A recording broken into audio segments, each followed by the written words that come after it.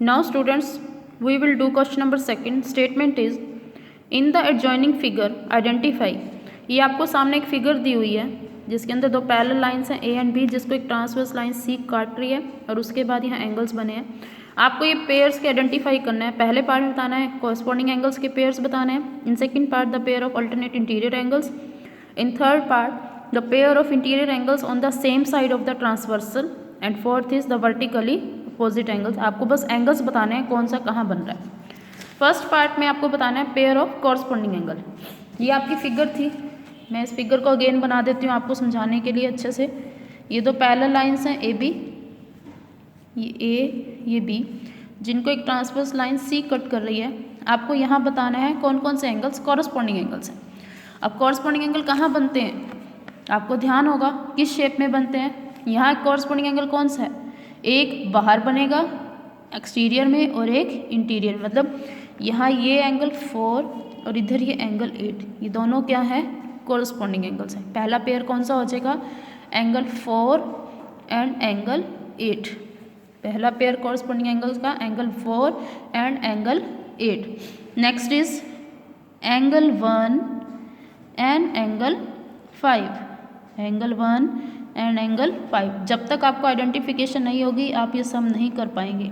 यहाँ से क्या लिया था, 4 एक्सटीरियर का था, इसी की साइड 8 इंटीरियर का, फिर 1 एक्सटीरियर का और इसके साथ हमने लिया 5 इंटीरियर का। नेक्स्ट कौन सा एंगल की पैटर्न है, अब 3 इंटीरियर में है तो इसी साइड एक्सटीरियर में कौन सा एंगल बन रहा है, 7।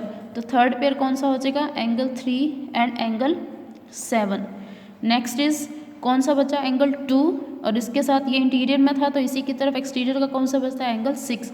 तो एंगल 2 एंड एंगल 6, ये 4 पेयर्स जो है ये कॉरस्पॉन्डिंग एंगल्स के हैं। दोबारा देखिए, पहला एक्सटीरियर का लिया 4 तो इसके साथ इंटीरियर का सेम साइड का कौन सा बनता है, 8। तो angle 4 and angle 8।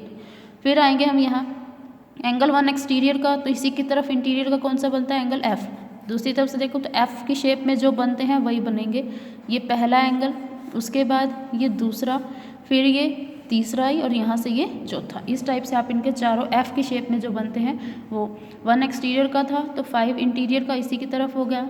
Next 3 interior का लिया तो 7 एक्सटीरियर का होगा इसी तरफ का, फिर 2 इंटीरियर का तो इसके साथ 6 का। तो 4 and 8, 1 and 5, 3 and 7 and 2 and 6, ये सारे F की शेप के जो भी एंगल्स बन रहे हैं ये सारे क्या होंगे, इंटीरियर जो है कॉरस्पॉन्डिंग एंगल।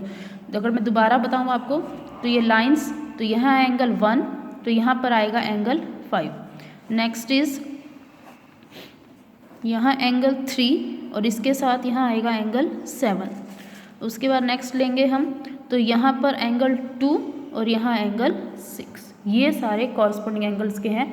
ये देखिए, ये F की शेप का, इधर से ये F की शेप का, उधर से ये F की शेप में और यहाँ से ये F की शेप में। मैंने आपको बताया था कॉरस्पॉन्डिंग एंगल सारे F की शेप में जो आते हैं वो, तो ये 4 पेयर जो हैं कॉरस्पॉन्डिंग एंगल्स के बनते हैं। Next second part is pair of alternate interior angles. अब आपको इस फिगर में बताने हैं alternate interior angles. Interior angles तो ये 4 ही हैं, कौन कौन से, angle 3, angle 2, angle 8 and angle 5। अब अल्टरनेट इंटीरियर एंगल तो मतलब एक एंगल लेफ्ट वाला, एक एंगल राइट वाला। तो पहला एंगल लेफ्ट वाला कौन सा है, 3, राइट में एंगल 5। तो पहला पेयर हमारे पास क्या आ जाएगा, एंगल 3 एंड एंगल 5। और दूसरा इंटीरियर एंगल का पेयर कौन सा बच गया, एंगल 2 एंड एंगल 8। तो ये है अल्टरनेट इंटीरियर एंगल्स के pair, angle 3, angle 5, angle 2 and angle 8, ये alternate interior angles. Next is pair of interior angles. Interior angles का pair on the same side of the transversal, जो transversal side के एक ही तरफ हो। ये ट्रांसवर्सल लाइन है, इसके एक ही तरफ ये बन रहा है पेयर और दूसरी तरफ ये। तो पहला पेयर क्या आ जाएगा, एंगल 3 एंड एंगल 8 और दूसरा पेयर क्या आ जाएगा, एंगल 2 एंड एंगल 5। क्योंकि 4 ही एंगल्स हैं इंटीरियर पोर्शन में, सेम साइड पे एंगल 3 एंड एंगल 8 है, दूसरी साइड पे angle 2 and angle 5। Next is vertically opposite angles. Vertically opposite angles आपको शायद याद होगा कैसे बनते हैं, जब दो लाइंस एक दूसरे को कट करती हैं तो आमने सामने बनने वाले एंगल्स को क्या बोलते हैं, वर्टिकली अपोजिट एंगल्स।